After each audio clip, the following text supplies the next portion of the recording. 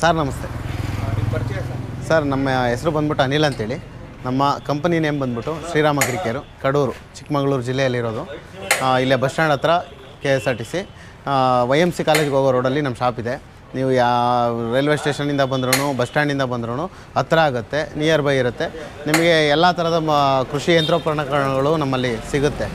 ಈ ಒಂದು ಇವತ್ತಿನ ವಿಡಿಯೋದಲ್ಲಿ ನಾವು ಇವತ್ತು ಪವರ್ಡ್ ಬೈ ಹೋಂಡಾ ಅಂದರೆ ಈ ಹೋಂಡಾ ಇಂಜಿನ್ ಹಾಕ್ಬಿಟ್ಟು ಒಂದು ಪವರ್ ವೀಡರ್ನ ನಿಮ್ಮ ಚಾನಲ್ ಮುಖಾಂತರ ಇಂಟ್ರೊಡ್ಯೂಸ್ ಮಾಡ್ತೀವಿ ಸರ್.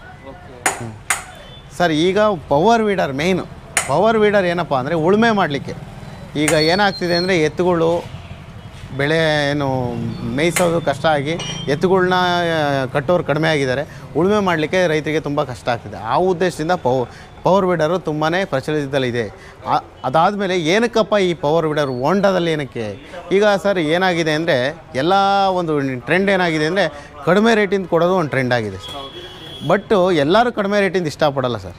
ಈ ಕಡಿಮೆ ರೇಟಿಂದೇ ಬೇಕು ಅಂತ ಯಾರೂ ಕೇಳಲ್ಲ. ಈಗೇನಾಗಿದೆ ಅಂದರೆ ಕೆಲವರು ನಮಗೆ ಹೋಂಡಾದ ಬೇಕು, ಕ್ವಾಲಿಟಿ ಬೇಕು ಅನ್ನೋ ಉದ್ದೇಶದಿಂದ ಕೇಳ್ತಾರೆ. ಆ ಉದ್ದೇಶದಿಂದ ನಾವೇನು ಮಾಡಿದ್ದೀವಿ ಅಂದರೆ ಇದು ಏನಿದೆ ಇಂಜಿನ್, ಇದು ಒರಿಜಿನಲ್ ಹೋಂಡಾ engine sir.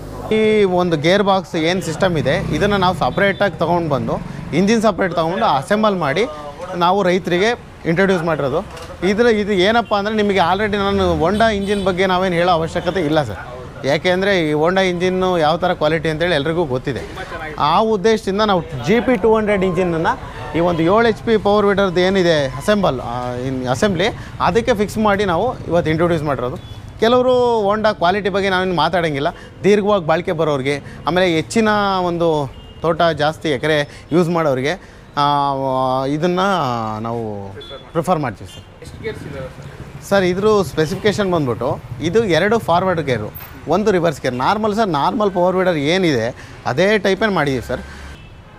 Sir petrol tank capacity ಬಂದ್ಬಿಟ್ಟು 3 ಲೀಟ್ರು 600 ml ಇರುತ್ತೆ ಸರ್. ಇದು ಇಂಜಿನ್ ಸಪ್ರೇಟ್, ಇದು 4 ಸ್ಟ್ರೋಕ್ ಇಂಜಿನ್ ಆಗಿರೋದ್ರಿಂದ ಇಂಜಿನಿಗೆ ಆಯಿಲ್ ಹಾಕಬೇಕಾಗುತ್ತೆ, ಮತ್ತು ಗೇರ್ ಬಾಕ್ಸಿಗೆ ಆಯಿಲ್ ಸಪ್ರೇಟ್ ಇರುತ್ತೆ. ಅದಾದಮೇಲೆ ಇದಕ್ಕೆ 4 ಸೆಟ್ ರೋಟ್ರ್ ಬರುತ್ತೆ ಸರ್. ಏನಪ್ಪ ಅಂದರೆ 32 ಬ್ಲೇಡಿಂದು ರೋಟ್ರ್ ಬರುತ್ತೆ. ಇದ್ದು ಫುಲ್ ಡಿಸ್ಟೆನ್ಸ್ ಬಂದ್ಬಿಟ್ಟು 3.5 4 ಅಡಿವರೆಗೂ ಫುಲ್ ಎಲ್ಲದನ್ನೂ 4 ಸೆಟ್ನೂ ಹಾಕ್ಕೊಂಡಾಗ ಉಳುಮೆ ಆಗುತ್ತೆ. ಈಗ ಕೆಲವು ರೈತರು ಹೇಳ್ಬೋದು ನಮಗೆ 2 ಅಡಿ, ಈಗ ಟೊಮೊಟೊ ಏನಾದರೂ ತರಕಾರಿ ಏನಾದರೂ ಬೆಳೆದಿದ್ದಾಗ 2 ಅಡಿ ಸಾಲಲ್ಲಿ ಅವ್ರು ಉಳುಮೆ ಮಾಡಬೇಕಾಗಿರುತ್ತೆ.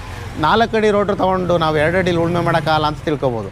ಆದರೆ ಇದರಲ್ಲಿ ಒಂದು ಆಪ್ಷನ್ ಏನು ಕೊಟ್ಟಿದ್ದೀವಿ ಅಂತಂದರೆ ಸರ್, ಎಲ್ಲ ಒಂದು ರೋಟ್ರ್ ಬ್ಲೇಡ್ಸ್ನ ರಿಮೂವ್ ಮಾಡ್ಕೊಳ್ಳೋದಕ್ಕೆ ಆಪ್ಷನ್ ಕೊಟ್ಟಿದ್ದೀವಿ ಸರ್. ನೀವು 2 ಆ ಕಡೆ 2 ಈ ಕಡೆ 2 ಇಷ್ಟರಲ್ಲೇ ಹೊಡಿಬೋದು. ಮೀನ್ಸ್ ಮಿನಿಮಮ್ಮು 2 ಅಡಿಯಿಂದ 1.25 ಅಡಿಯಿಂದ 3.25 ಅಡಿವರೆಗೂ ರೋಟ್ರ್ ಅಡ್ಜಸ್ಟ್ಮೆಂಟ್ ಮಾಡ್ಕೋಬೋದು.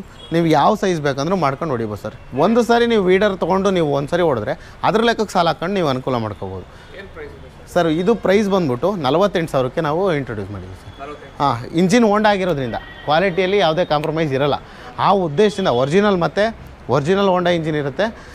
ಹಾಗಾಗಿ ಇದನ್ನು 48,000ಕ್ಕೆ ಮಾಡ್ತಿದ್ದೀವಿ. ನಮ್ಮಲ್ಲಿ 28,000ದಿಂದ ಸ್ಟಾರ್ಟಿಂಗ್ ಇದೆ ಸರ್. ಕೆಲವರು ಹೋಂಡಾ ಇಂಜಿನ್ ಬೇಕು ಅಂತ ಕೆಲವರು ಕೇಳೋದ್ರಿಂದ ಕ್ವಾಲಿಟಿ ವೈಸು ಚೆನ್ನಾಗಿರಲಿ ಅನ್ನೋ ಉದ್ದೇಶಕ್ಕೆ ಇದನ್ನು ನಾವು ಇಂಟ್ರೊಡ್ಯೂಸ್ ಮಾಡ್ತೀವಿ ಸರ್. ಒಂದು ಪವರ್ ವೀಡರ್ಗೆ ಯಾವೆಲ್ಲ ಇಂಪ್ಲಿಮೆಂಟ್ಗಳ ಬಳಸ್ಬೋದು ಸರ್? ನಾವು ಆಗಲೇ ಈಗ ಮುಂಚೆನೇ ತೋರಿಸಿರೋದಾಗಿದ್ರೆ ಅದೇ ರೀತಿಯೇ ಪವರ್ ವೀಡರ್ ಇದನ್ನು.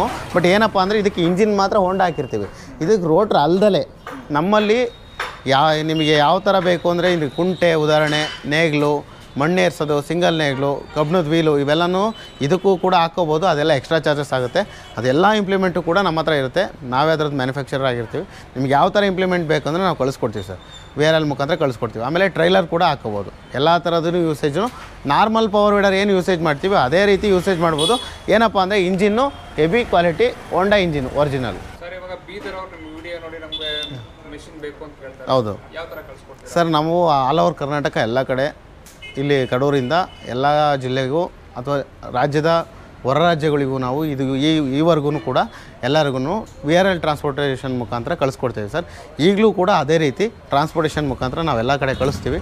ಅದಾದಮೇಲೆ ನಮ್ಮಲ್ಲಿ ಕಂಪ್ಲೀಟ್ ಸ್ಪೇರ್ಸು ಅವೈಲೇಬಲ್ ಇರುತ್ತೆ. ಆಮೇಲೆ ಸರ್ವಿಸು ಇರುತ್ತೆ ಸರ್ ನಮ್ಮದು.